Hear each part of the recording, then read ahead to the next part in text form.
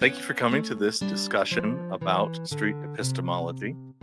Today we have three guests, all who speak French primarily, I understand, and I don't speak French. So they will be translating amongst themselves for me anytime that it doesn't come out in English. And I'm guaranteed to learn all of it. And I only speak English, so that's where we're coming. Hi, my first guest is Julie Dumand. She has a YouTube channel on the topic of psychology that is in both French and English.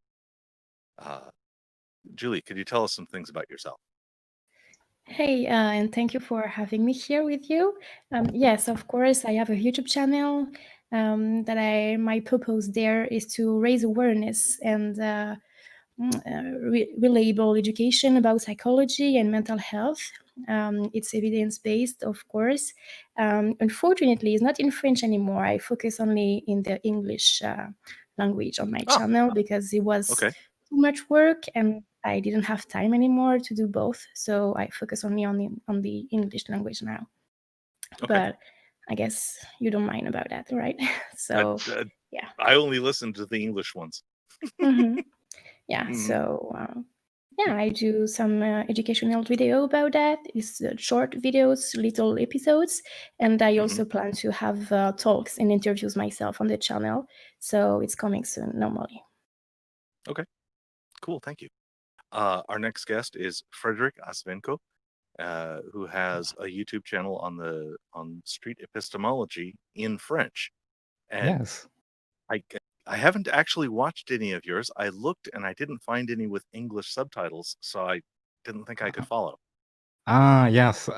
So hello everyone. So my name is Frederic Avsenko, and I do street epistemology videos in French, entretien épistémique en français, and I studied in art, and I'm curious about.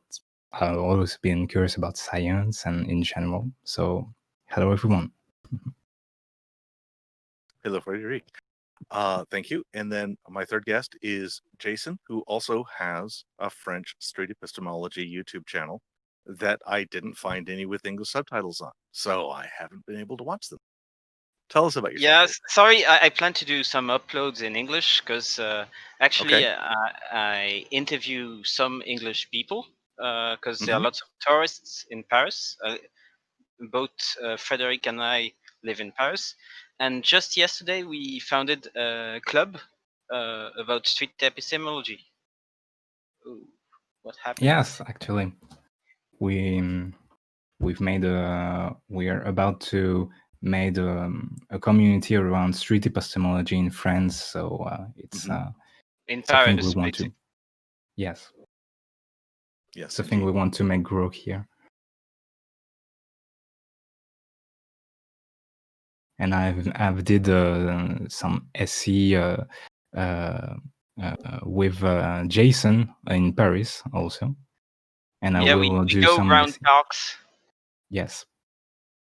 In Paris, together.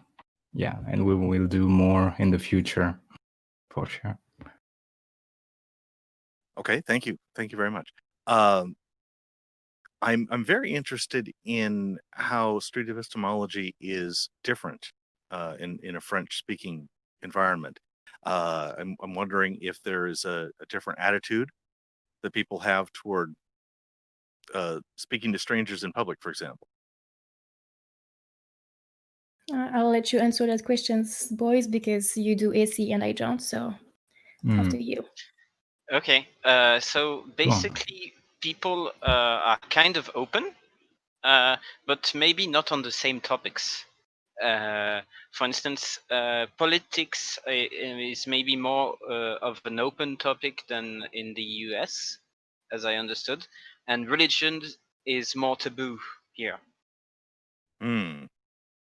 Taboo. Religion is taboo in France. Yeah, because for instance, because of the world wars and persecution of Jews, of Protestants, and things like that, based on religious identity, people think it's a very intimate thing, sharing their religious beliefs. they are less proselyte about it. They keep it for themselves because they don't want to be judged or persecuted. Mm-hmm. Yeah, I agree. Wow. Okay. Because the context is a bit different compared to the US.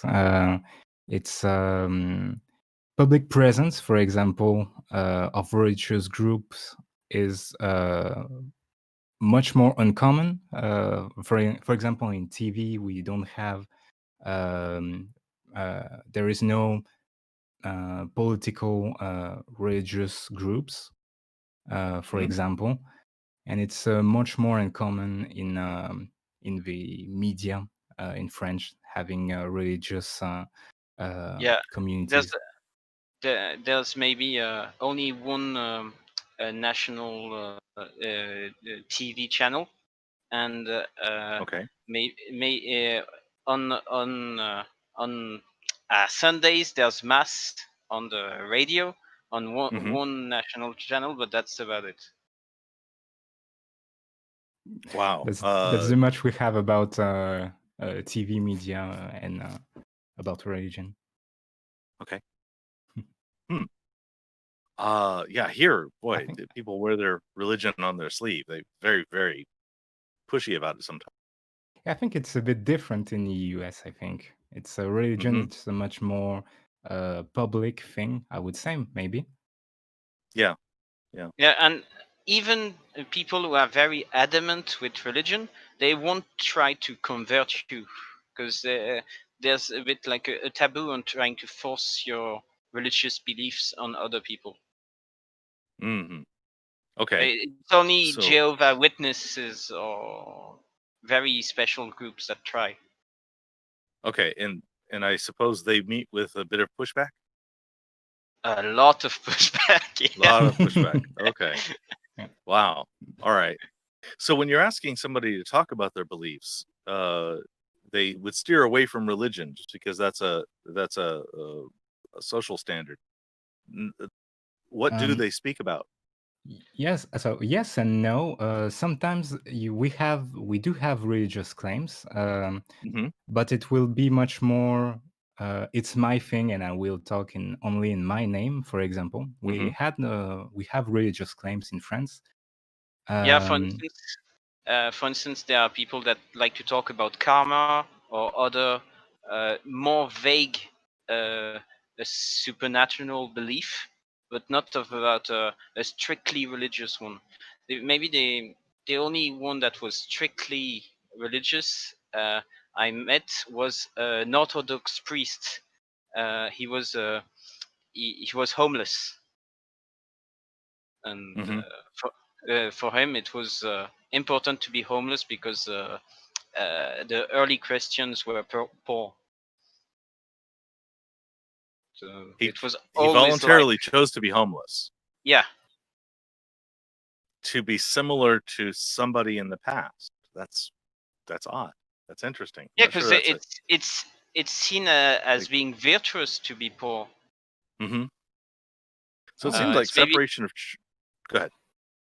Yeah. No, go on. Virtuous to be poor. Yeah. Wow. Yeah.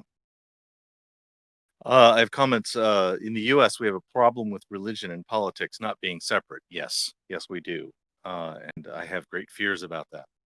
Oh yes, there is this thing about separation about politics and religion here in France. So I'm not very educated, for example, in history of America, but as I understand it, in the American Congress, for example, you have "In God We Trust" written in on the money, big letters, for example. It's bad. And we don't have that, for example. Yeah, but we have some very similar things happening too, because some people say that there's a American civil religion, that it's not really people are being religious about America, and some people have religious behaviors towards the French state, and one of the beliefs of this belief system is like anti religiousness. Like, Okay. for instance, we have debates on Muslim wearing the veil and Okay. the Yeah. hijab and things like that, because it's too religious. And It's too religious. It's too overtly religious to wear this thing in public. yeah, It's pushy. Um, Okay. yes and Interesting. no. We do have a veil in France. It's just the topic itself. It's considered as too religious to talk about. Okay. I think that's what you mean. Oh no, I Wow. didn't mean that. I mean that, tu vois, la laïcité, on commence à en faire un totem, quelque chose de sacré. Alors que la laïcité, c'est censé un peu être une tolérance religieuse, et maintenant ça devient une intolérance religieuse, la laïcité. Okay. Okay. Julie, could you So tell me what he I'll said? try to translate what I said. Okay. I don't know how you call it in English. It's the concept of separation of religion and state. We call Yes. it laïcité. And Okay. some people think it's sacred. So they put a value, a religious value, on the belief of separation of state and religion. Wow. There's some irony there. Yeah, That's, lots. That's messy. Yeah, indeed. Okay. Yeah. I think historically we have a story about revolution and kings being beheaded because of religion and separation of the powers. So I'm not educated about this, but I think it has a play maybe somehow. So I don't know, maybe. Okay. My understanding is that in the U.S., maybe as many as a third of the people in the U.S. believe in some kind of thing that is mainstream thinks is a conspiracy theory. I don't all mean flat Earth. It might be a QAnon. It might be much smaller things. Is that common in France? Is that something that would be more or less than the US? I saw very similar statistics for France and the US. Like, yeah, it's basically the same. We have about 79% of French people believing in at least some, one. Yes, and believing at least about onto one or two conspiracy theories or ghosts, maybe, or something supernatural of this kind. We also have those tendencies too. For example. Okay, so if you're taking belief in ghosts and the supernatural into conspiracy theories, you get an overall of 79%. Yeah. Yes, around it. Yes. Okay. Julie, can you speak to that? Is that something in your experience? I haven't heard much from you. Yeah, I mean, of course, I agree with what just beats. Sorry, with that, of course, and I think beliefs are maybe more esoterical here in France. It's more maybe mostly nowadays, like it's very with self improvement and stuff.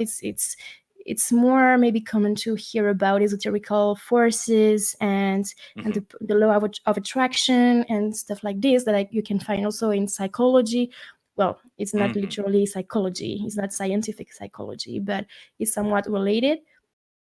And so I don't know how it is about that in America, but here in the French community, I can feel that it's the line is very thin, and it's easy to go from a scientific view of that into something completely different that has nothing to do with science and proven, like, evidence-based therapies or beliefs or ideas, theories, whatever.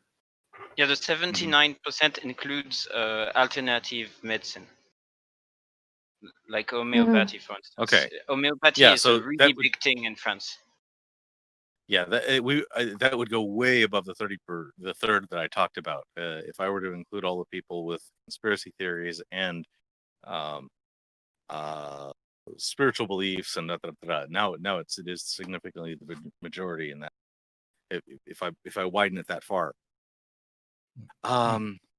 And for one thing we also have is a different context about supernatural claims and SE, especially SE. In France, SE came from scientific critical thinking YouTubers. For example, we had Mr. Sam. He made a conference about SE in French. And Mr. Sam also translated the short animated movie Anthony Magnabosco and Rebecca made, for example. And it's the SE came mostly from critical thinking and scientific YouTubers, for example. And it's much less around atheism communities. Because I know, for example, Anthony Magnabosco or Cordial Curiosity has some links with the atheist communities, like Matt Dillihani or Genetically Modified Skeptic, for example. And here we have a little bit different context. It's more about critical thinking and just scientific fields. At least on YouTube, it's around those communities. Yeah, because we actually don't have a atheist scene, active scene as in the US. Yeah, I guess if it's like a national, if secularity is a national priority or cultural priority, then what does atheism need to be? It's not standing out from the thing. It's saying, yeah, let's go with the main idea. Exactly. I wonder if that changes. I bet becoming religious or changing religion would become a very different thing in that kind of a culture. Here, they're knocking on your door. They're telemarketing to you. They're putting ads on your phone. I mean, it's the religion is very pushy. And there, maybe there's a significant difference in how people change their mind because there's a different kind of pressure or a lack of pressure. Yeah, because we do have Jehovah Witnesses, for example, but it's much more rare, for example. And Jehovah Witnesses, for example, can't call people on their phone to talk about religion. That's illegal, actually, in France. So that's it's illegal to call somebody on the phone talking about religion. Yeah, if you are, I don't know, Jehovah Witness, for example, you can't just call people and praise on phone to strangers, for example. That's an illegal thing. And if you are into cult-like thing, you can't get any subsidiaries of any sorts from the States. Like it's a bit the opposite. In the US, I understand that if you are categorized as a religion, you can have money from the state, and it's the opposite. If you are categorized, you have no money that the normal other things can have. Yeah, that's true. Yeah. From here, if you're a religion, you can very easily become nonprofit, and a kind of nonprofit that doesn't even have to talk about what you do with your money. And in that case, you don't pay any taxes, and people can actually get, to some degree, deductions on their own taxes for giving to your process. So there's no money that comes from the government to faith institutions, or at least there's not supposed to be. But they do get a significant tax break, so that's a big matters a lot. Whoa, okay. Yeah. So that go ahead. Yeah, sorry. Just maybe one thing we can add here is the psychoanalysis that we have in France, and that is not really a thing outside France or maybe Germany, I guess. But there is not many countries. Argentina. Yes, that's true. Yeah. Thank you. Okay, so French, Germany, and Argentina. Yeah, Okay, and go ahead. because of history and stuff, we still have it here, and many people, and doesn't really make a difference between psychology, psychiatry, and psychoanalysis. So Mm-hmm. it can be tricky because it doesn't have any scientific evidence on that, and it's more about theories, but not like the scientific theories, like the theories that you just make up. And that, so hypotheses or conjectures, yeah. Yeah, and so you just accept to believe that the mind works like this or not, So it is different than looking now. Even in psychology, we have the neuroscience, so we can look at the brain and know what's happening and what explains this emotion, this thought, or and psychoanalysis is something very different from that. So we still have it here, and it's something that may be a big difference between many other countries. There's a cult you might not have in the US. We have, and most of French people don't think it's a cult.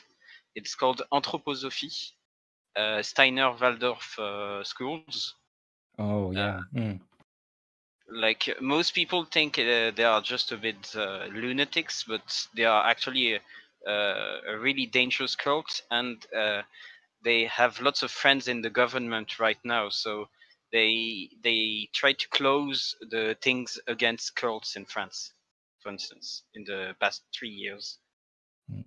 Yeah, I think anthroposophy has the same statue, as the same standing as homeopathy here in France. Because most people, for example, don't believe that homeopathy is a real medicine, for example, and there is a lot of essay on that topic, by the way. But I think anthroposophy goes the same a bit. Huh? Is the word homeopathy, and that's the very, very small things put in the water and then diluted and diluted and diluted. Is that what we mean? Yeah, that's exactly it. Yeah. Okay, go ahead. Yeah, so so it's a bit everybody the same. in France have taken at least one time homeopathy. Okay. Oh, I didn't know about that. Yeah, I think that's true, to be honest. Okay. Yeah, it's quite popular in the U.S. too, and it's critical thinking doesn't lead to it. it's weird. It's weird. I haven't actually come up with homeopathy as nobody has given me the claim homeopathy works yet. I haven't done essay on that. Would be interesting. Yeah, it would be fascinating to have someone go through that in a nice type 2 careful. Yeah, we have a lot of French YouTubers, for example, debunking how homeopathy works and how it's not a real medicine, for example, because it's such a popular thing among some French people, and it's a thing here. For example, homeopathy. We have. I also had the claim one day, so it's a bit more common here in France. So it's linked to and sometimes it's linked to spiritual beliefs, like I believe in spirits. When people believe in homeopathy, they most of the time believe in spirits too. So there's maybe a link between the two, I think. Okay. The two topics. Wow. Homeopathy does seem to. Yeah, there's some kind of link.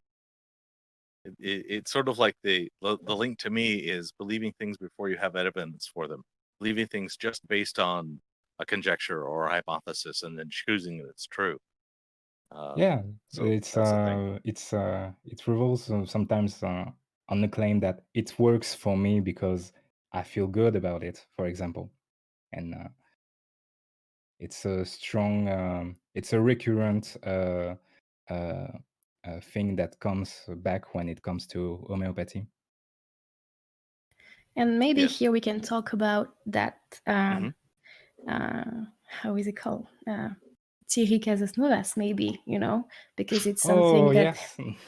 Yes.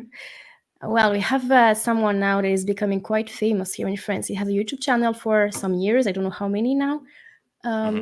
And he made a whole business about drinking juices. So sometimes it's fruit juices. Drinking juice. Yes. Like plants ground up into the cup and drink. Yeah, you're just eating something natural that's supposed to be good for your body. And he claims basically that whatever the illness that you're suffering from, you can just drink juice and it would cure you, heal you. Okay. For example, growing back limbs. Oh my! That would be so cool if that were true. But it's quite dangerous. Cool.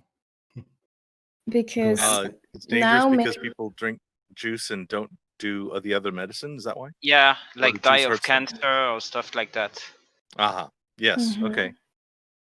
So Yeah, they so we avoid haven't sane heard- medical practices in choosing silly ones. Absolutely, yeah. Yeah. That's the problem. And so more and more people are listening to him and asking him for advices, where he's clearly not the best person to give advices. And he thinks that he knows everything about science. He says that he's reading scientific papers, but he just cherry picks whatever he reads. So, it's a problem. And more and more people are defiant about medicine in like normal medicine. Like for instance, Didier Raoult, the one who was the prophet of chloroquine, hydroxychloroquine in France. Like yes, drug for coronavirus. Like, yes, hydroxychloroquine. Yeah, I think in English. Yeah. This guy, maybe half the population was with him at one point. Okay. Like he was very, very popular. Yeah. Okay. And still is to this day, even if there was a lot of scientific papers saying that unfortunately it doesn't work. But he was and still is very popular for being the French scientific who cured the coronavirus, which would have been great news if it was true. But and we have a lot of YouTube channels like Defecator or Hygiène Mentale, talking about those issues to people to educate them better about scientific processes and critical thinking, because it's an issue here when people don't have enough critical thinking. They tend to fall into homeopathy or Didier Raoult, basically. Yeah, and I don't know what that second term was. Didier Raoult.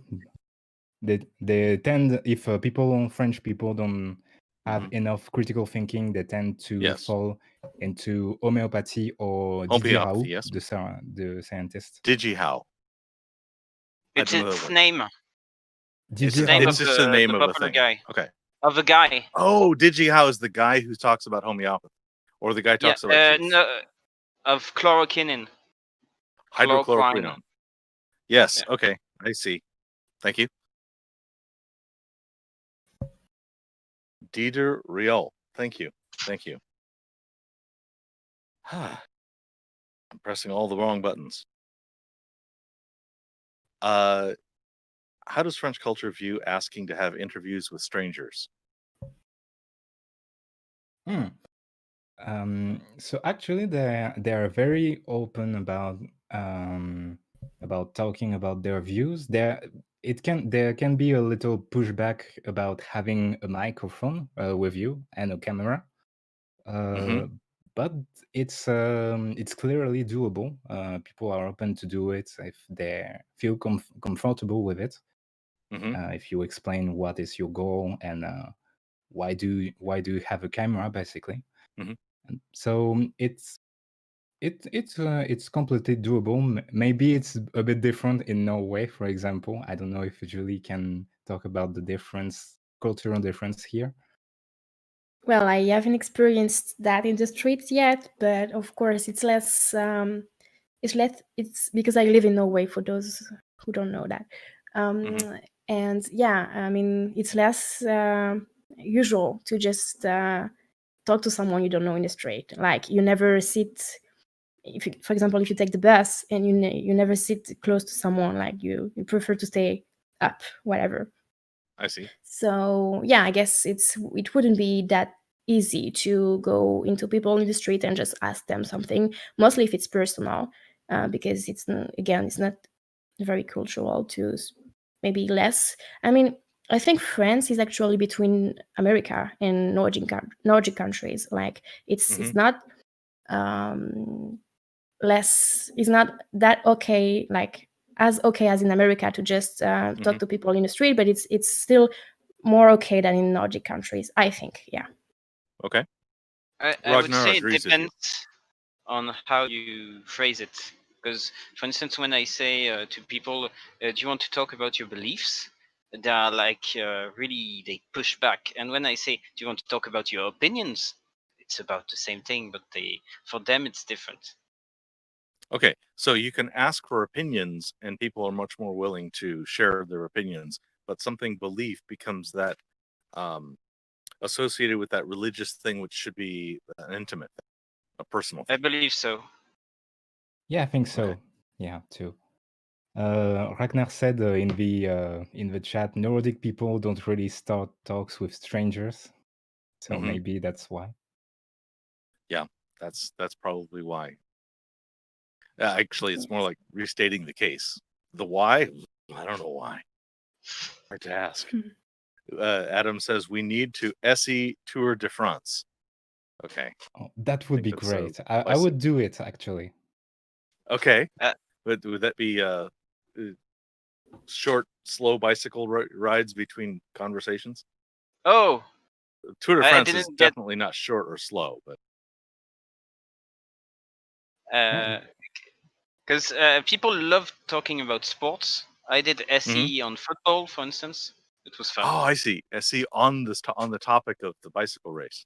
I see. Yeah, that could be a thing. Because some people have a really religious approach to sports. Yes, dogmatic. We won 2 times the World Cup, so there is kind of a religious thing about football. Yeah, I agree. Okay. I've asked all of my French culture specific SE questions. I have a whole bunch of questions that I like to ask SE practitioners and people who are willing to talk in public about. And also I'd like to open it up to the room. If anybody has any questions for my trio, please type them in or ask to be unmuted and voice it yourself. Okay. No, none of that is questions. Okay. So my bad. We have one question. Yes. Yeah. So my bad. I talked about football. I think in English it's soccer. So I said so we won 2 times the soccer World Cup.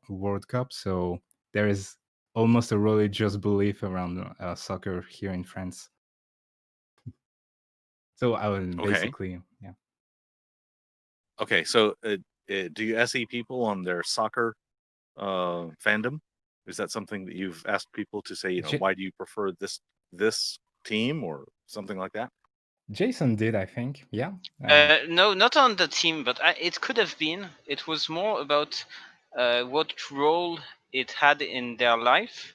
Like, why was it so important to follow all the results of all the matches?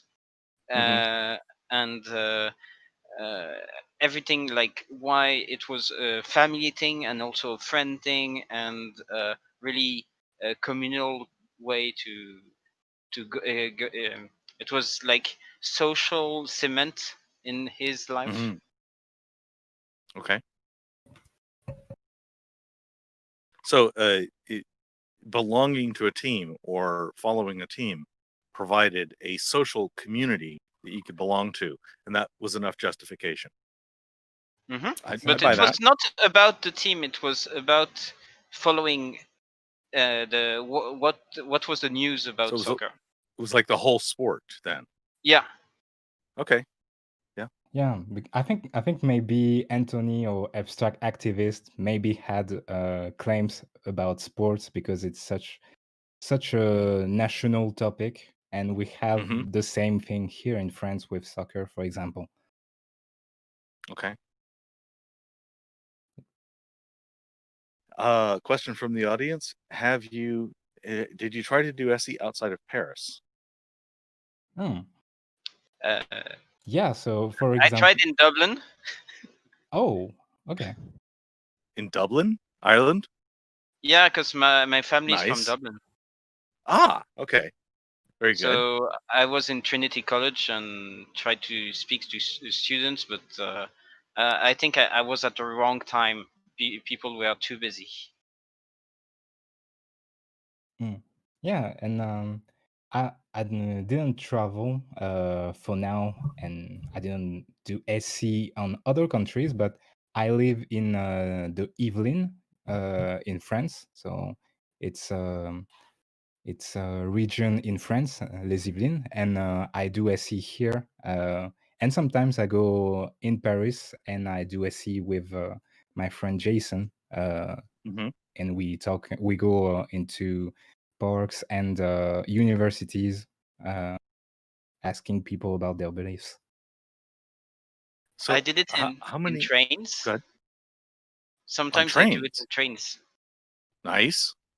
People are set down for a while. They got no place to go except they're already going there. That's great. It seems like approaching somebody on a train is. How do you do that? I just sometimes trains can be a bit uncrowded, so you can go from seat to seat until you find somebody that wants to talk. Okay. Yeah, I don't think you can record it, but you can do SE here. Yeah. Okay. Have you how much SE have you done that's been publishable? I'm not actually asking how many videos you have, but that'd be an interesting one too. But is this in the hundreds of conversations yet, or something like that? So I think I did around 50 conversations in public. I did with my friends too, for example. So there, I have a lot of recordings on my computer, and I can wait to make more videos about those because we have very different topics, and I'm glad about it because it's very, very wide when it comes to claims in France. For example, I had about climate change. I had about abortion. I have had about God even because we have Muslim, we have Catholic people, we have atheist people. I did essay with a young atheist woman, for example. So yeah, I do essay for, let's say, almost 1 year from now, and we have very different. I have a lot of conversation I made. Yeah. Okay. So how about you, Jason? Maybe. So I started doing SE without recording about 1 year and a half ago, and it's been 1 year I record some, and I did non-recorded. I might have done more than 100, and I have like 30 or 35 recordings, and maybe 5 of them in English. Okay. Oh yeah, yes, that's true because in Paris there are a lot of English or American tourists. So yeah, we have And in English too. Also lots of expats. Like for instance, I go to an open mic because my mom is an expat and she goes to over there. And sometimes I perform SE on stage with people from the audience in English. Oh. So I recorded. Perform SE on stage with people in an open mic setting. Yeah. Oh, that's fun. How does that go? Tell me about that. People are very playful. They try to make fun of me or fun of the audience. It's a bit more of a performance because people who go to an open mic are usually performers. But so sometimes people really fall into it, and it's like nobody is around us, and they really delve into it. Some people don't understand the exercise. Had lots of different things happening on stage. Okay. So it's been a mixed thing. It generally has it been well received? If people been It's annoyed? very well received. Good. Like people go and compliment me after and want to learn more about it and stuff. Okay. But I believe it has a real big influence because people who are willing to go on stage are willing to be maybe more cooperative, like because they understand that it's part of a performance. Okay. That I find that interesting. I do note that when I have somebody on a guest on a live stream, I get a very different kind of SE than if I'm in private or if I'm in a group of people teaching. Those all seem to be different levels of buy-in. So I have a question specifically for Julie. What do you think of SE with your background in psychology? It's very interesting because it has a lot of common things, of course, and it depends if you look at it at the personal way. For example, in a personal way, not as a psychologist, because I'm not a psychologist. I have knowledge, but I'm not a psychologist myself. But I mean, if you look at it in the personal way, like me as a person, the method, like the way you do SE and all the processes that's going into this, it's very helpful to get to know yourself and to better analyze what are your own like emotions, thoughts, and even behaviors, and then you can better, of course, understand the others. So it's very helpful in that way. But of course, if you look at it in the, for example, therapists, they use those these kind of things as well, because it's not, maybe it's more detailed. If you are a psychologist, you will use more specific and very known subjects and points that would help your patient to better understand what's wrong with the way he thinks or do, like the way does his actions on a daily basis, but it's the same kind of process actually, and it's very funny to see how we are because for some person there is like one point that you just reach and then it's unlock a lot of things, and you can see that in some conversations, of course, but it's kind of the same in psychology. When you're talking with people, it's more about their personal life, not specifically about one specific belief. But when you talk to someone about personal things, of course, you can use the same, it's not the same purpose, but you can use the same processes. Yes. I agree. I agree. Go ahead, Frederic. And I agree because since I do SE about 1 year from now, you always have to consider the psychology of your interlocutor, how he feels, how does he stands, like body language, for example, and you have to consider also what kind of attachment does the interlocutor have with the claim he holds. For example, a God belief might be a more personal thing than I believe plastic bags are bad, I think, for example. And seeing how the psychology of an interview goes is very important, I think. I take that a lot of I take a lot of care about how how emotionally a talk goes, for example. Of course, and I think it's important also to, at the opposite side, to have a little knowledge in psychology if you want to do SE, because it's important, as you just said, to know about the reactions of your interlocutor and also about empathy. You know where you are in empathy, because empathy is not just one thing. It's kind of a spectrum, and so yourself also, because if you as a person you're just too involved into whatever you discuss about, then of course it's not something positive for the talk. So it's also important to know psychology if you want to do better SE, I think. I agree, yes. So when I'm doing SE, I desperately want to not do therapy. I'm not a therapist. I'm not trained as a therapist. Yeah, I agree. Yeah. What advice? How do I limit myself? What are some lines I should not cross? Like, I think it's totally okay if I listen to a friend vent.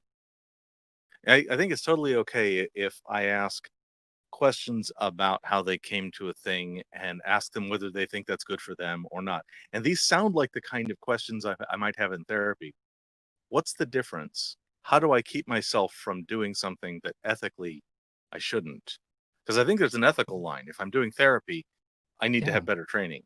I think there's a good chance that I could do something dangerous. How do I keep myself from doing anything dangerous?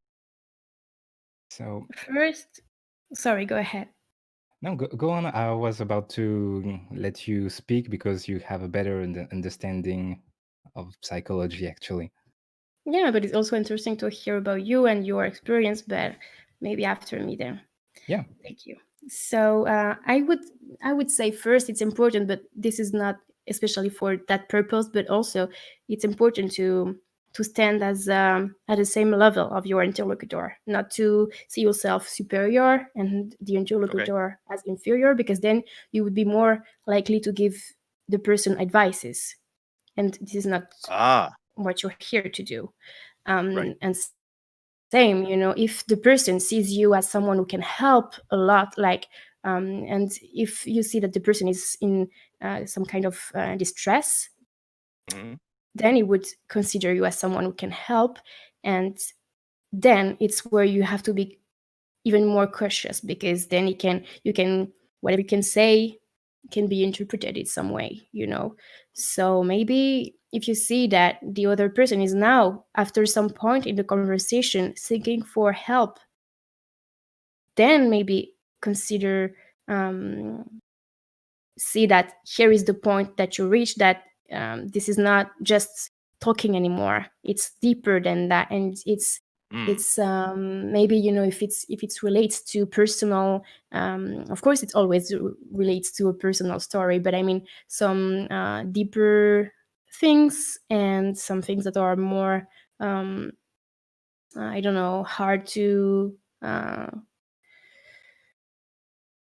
I don't know. Well, maybe I'm just going too far here, but yeah, if just saying that you're still on the same level in the conversation, maybe, yeah, that's something I would consider as important. So long as I don't find myself thinking I'm an authority, then what I'm going to give is just a peer, a friend, and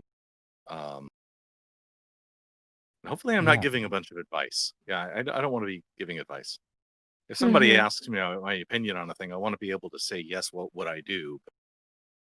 That's not that they should copy it. Go ahead, Frederic. Yeah. I think there is almost a clear line between a private conversation when the conversation talks way too much about emotion of your interlocutor.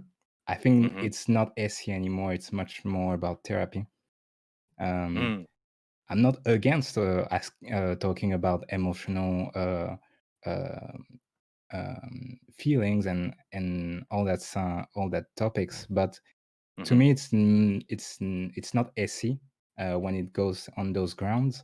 And I would say to the interlocutor talk about maybe talking about a therapist, psychology therapist, for example, or talking about associations in France that help people recover from a belief. For example, there are Jehovah Witnesses, for example. Deconverting someone of Jehovah Witnesses can be a very hard and long process, and there are associations to help. Exactly, support group to help those. So I would talk about this to my interlocutors. Okay. I don't really get why you feel so distressed about not doing like having a strict line between those kinds of things, because I feel that what I do is the same. I try to have the same behavior in any conversation, SE or not SE, and if I feel that somebody needs help from a professional, even if it's not SE, I will say like try not to give bad advice. Yeah, indeed. Yeah, I agree. Go ahead, Frederic. Yeah, and one thing I wanted to add is that's why SE is very different, for example, of debate, because in a debate you almost don't care about how the interlocutor feels.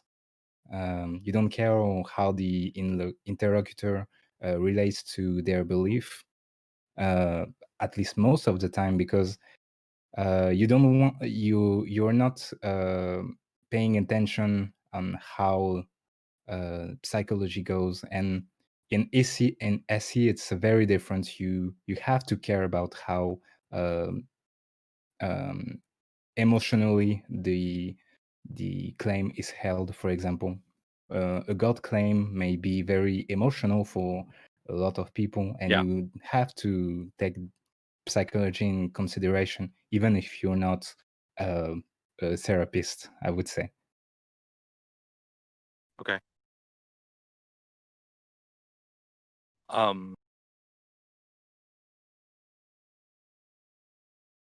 Okay, I'm not sure I can actually sum up an answer as to where should I stop, how should I avoid stepping across a line into doing therapy, other than don't bring advice, don't try to be in an authority position, something like that, or try to avoid being in an authority position, is what I understood. Yeah, and I think it depends also on the interlocutor you have in front of you, because sometimes you will handle the situation very differently if it depends on the interlocutor a lot, I would say. Okay. If I can, go ahead. Okay. Because you said you weren't able to rephrase something, but Fred added that if it starts to go outside of epistemology and outside of rapport building, that's maybe the line not to cross. Outside of epistemology and rapport building. Yeah, I'm vague on that. For me, a lot of rapport building is letting somebody say anything they want to for a good while. Let them bloviate, vent, say anything and repeat it back to them. So it seems like epistemology or rapport covers such a wide grasp. I almost can't exclude anything. So I'm not sure about that. I'm going to think more about that. Go ahead. I think it's also why it's important to know a bit about psychology, because then you can identify if because I think it's also about why, when you interview someone, understanding why do they accept that, why do they want to talk to you, because of course you want to know why they believe what they believe, but it's also important to look at why they accepted to speak with you in that moment. What's the purpose for them? and if they really understood the point of the conversation also, because you might touch something that you shouldn't have, or that wasn't supposed to be touched in that moment, like a specific memory or whatever. So understanding why the person is doing this, and where she or he will end up also is important. Then you're more aware about what's going on in that person's mind, and the kind of mindset the person is in also. Then it can help you see if something is crossing the line or not, if you understood before what kind of mindset the person has. Yeah. And yeah. So it seems like I just need to learn some more about psychology. Everybody should, to actually. really know. Everybody should. Okay. All right. That's a good answer. I appreciate that. Go ahead. All right. No, I agree. And sometimes it's maybe it's not even that dramatic. Sometimes as psychology can be very useful in SC when someone has a huge ego, for example. They have a belief because it makes them feel smart, for example. And if you don't have the eye to pinpoint that, yes, it's about ego, for example, you might lose something if you don't look to psychology. Yep. Because sometimes you have strong people with strong belief and strong ego, and it's helpful to pinpoint those kind of things. Yeah, I think everybody wants to be good, but we disagree on what good means or how to get there. So Yeah. I really like going down to which value are you supporting, because I'm assuming that everybody wants to be good. I'm giving that as a starting point. Yeah. Another question from the audience: how should a person who is not a mental health professional and likely won't become one weigh the potential risks and benefit of a particular conversation, especially when suspecting the interlocutor might have a mental disorder?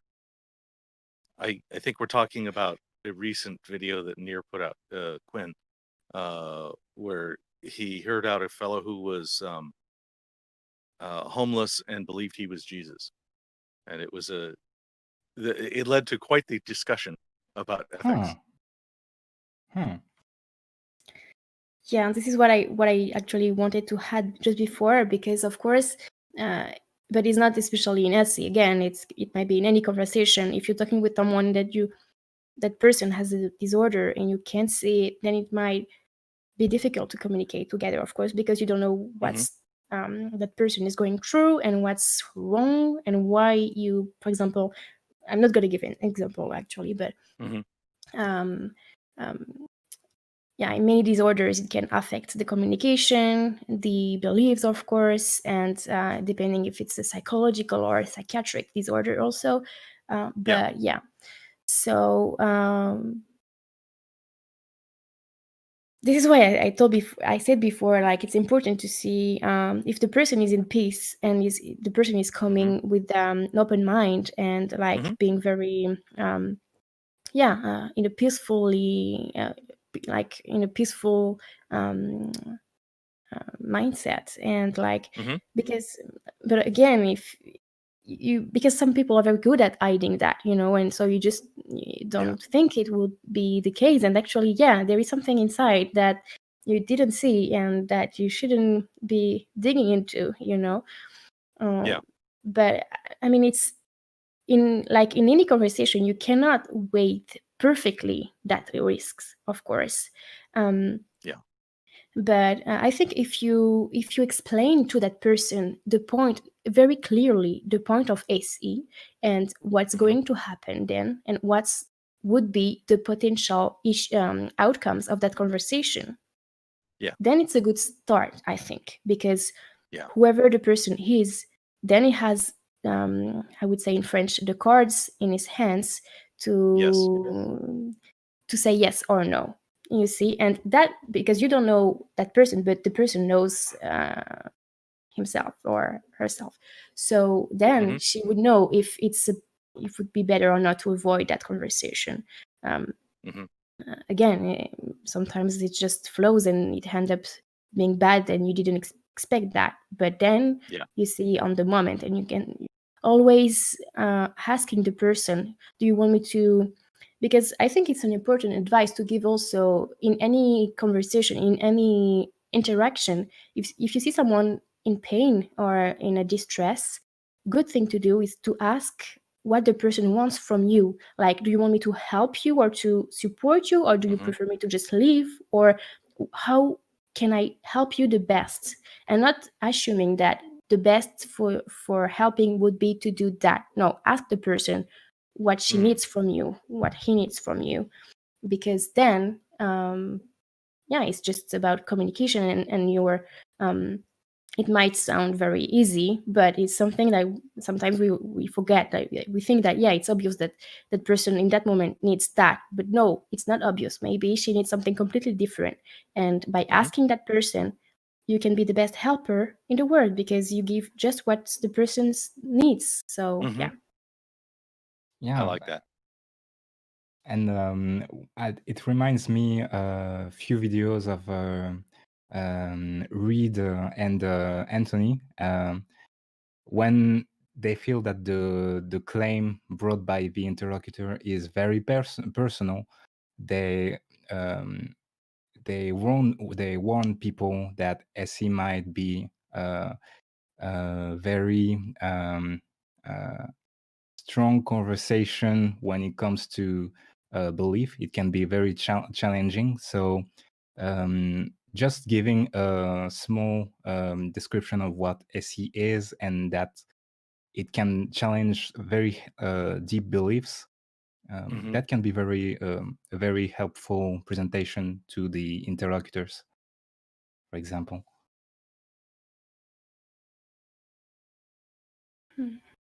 I think this might be the last question, mostly for time. Let's see. Oh, there it goes. In my opinion, this is from another from the audience. In my opinion, we French people love to debate, but it's usually very emotional. Do you agree with that? And how difficult is it for you to remove your own emotion? You do agree. Okay. Oh, my bad, I cut you off. No, that's it. Go ahead. So maybe Jason can talk about it, but I used to debate, and I was very bad at it because I used to put my emotions into debate, because it was about my beliefs, and I wanted to defend my belief as much as possible. And once I discovered SE, I realized it's not the way to go, because it's not helpful for both for you and for the interlocutor, by the way, I think. But I think the more you practice SE, the better you go with handling your personal emotions. And it goes with practice, I would say. There's no one theory to get rid of your emotions. That would be psychologically amazing. But just by practice, I would say. And Jason had a story with a debate on too, so maybe he can answer something. Actually, I love to debate. I had to unlearn my love to debate to learn SE. So, but I had very poor results in debating, because when you're very into debating, most people you talk to are not good at debating. So lots of people like to debate, but when you are really, really good at debate and you enter and you crush them, most people hate that when you crush them, because you are more experienced with debate. So that's one thing that SE brought me, is like, now I can have a better way to talk about these things without crushing people under my debate skills. I appreciate that. Go ahead, Frederic. No, I would say I would love to debate with you, Jason, because I can learn one thing or two maybe. It would be But nice. it's mostly about being quick. Like Oh, finding the right thing to do really quickly makes it. But, most hmm. people like win. You can win very easily if you think very quickly. Yeah. Mm. Okay. I think there is a Uh, thing in in the US which is called competitive debate, and yeah. I think there I can learn one thing or two here also. So yeah, Yeah. I'm curious. I dislike competitive debate very much. I find it is competing for entirely the wrong ideas. Julie, do you debate? Do you enjoy debate? Watching them, yes, of course. Okay. Yeah, well, I mean, it's very interesting for me at least, and I think for many people here in this community, to better understand, to try to understand why people do what they do, think what they think, and feel what they feel, maybe also. So it's a nice way of understanding people. I prefer the softer way of doing it, SE, of course, but it's still interesting. And I mean, in my point of view, emotions are important, and we shouldn't look for suppressing them, because for me, it tells something about. It helps. It's important. I mean, our emotions are needs, and it's important to consider them. And but we have that talk many times, and I know and I understand why you would like not to have them for some reason. But I do think I do think it's important uh, to to take them in consideration. Mm-hmm. Um, the streaming time says we're well over an hour. Do any of you have anything that you would like to leave us with? Is there something that French SE would like to tell English SE? What can we learn from you? Is there any last words that you'd like to add in? I would say we've learned a lot about English SE, so that's very interesting. From my point of view, I think SE has a lot to do with critical thinking and scientific method too. So in France, it comes from here mostly. SE was brought by communities like Zétatique, or communities about esprit critique. And yeah, one advice I would give is the better you understand critical thinking, the better you sharp your questions. I don't know how to say that, but as critical thinking helps you a lot with asking very precise questions. It would be Yes. a good thing. Yeah. So do you have references for learning good critical thinking? Do you have a favorite Oh, author on the subject or anything? so actually in French a lot, but in English not that much, I would say. But yeah, I do have. Okay. So, for example, we have here in France Hygiène Mentale, for example. It does a lot of explanation on how critical thinking can be applied to a regular daily life. For example, how do you handle social media? How do you handle TV, basically? And there are a lot of YouTube channels like Hygiène Mentale, La Tronchambière also, Defecator, and Defecator is very good at diving very deep into specific topics like chloroquine for coronavirus, for example. Yep. And there are a lot of YouTube content for critical thinking, and I'm very glad of that, actually. If you have those other channels, maybe Jason or Julie. Yeah. And please, if you would, after the show, type these, and I will add them to the description of this broadcast. Yeah, sure. Thank you. And specifically, Ragnar asked, any helpful resources for learning psychology to help street epistemologists? I'm trying to think about a specific ones because I myself look at many things, but I mean specifically for SE. I mean, learning about empathy would help, I think. But I couldn't, because I don't read book myself, so I couldn't recommend any books. But Okay. there are also some YouTube channels I could recommend and give it to you, so you can put them in the description. Okay. There is also my channel. I did some videos on Yes. empathy recently, so maybe you can have a look if you're interested. Yep. And yeah, I'll try to I give a thumbs out. up. I've listened to all the English ones on your channel, and I enjoy them all. They're all helpful. Sincere things. Yeah. But yeah, anything related to that, or to also yeah, I will give the channels, would be better. Okay, that's good enough. So a book on psychology that's really good. I believe it had been traduced in English, but I don't remember what's the title in English. It's Petit traité de manipulation à l'usage des honnêtes gens. That's a very good start. Okay. It's social psychology. Yeah, if you would be so kind as to put that in the live show text, or send it to us in the production channel and the production planning, and I'll add that to the description at the bottom. Good, thank you.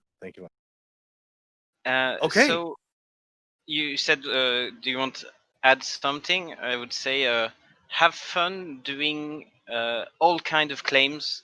Like they can be very little things, not foundational beliefs. It can still be very fun. And also a thing I like to do is doing a claim that I also share.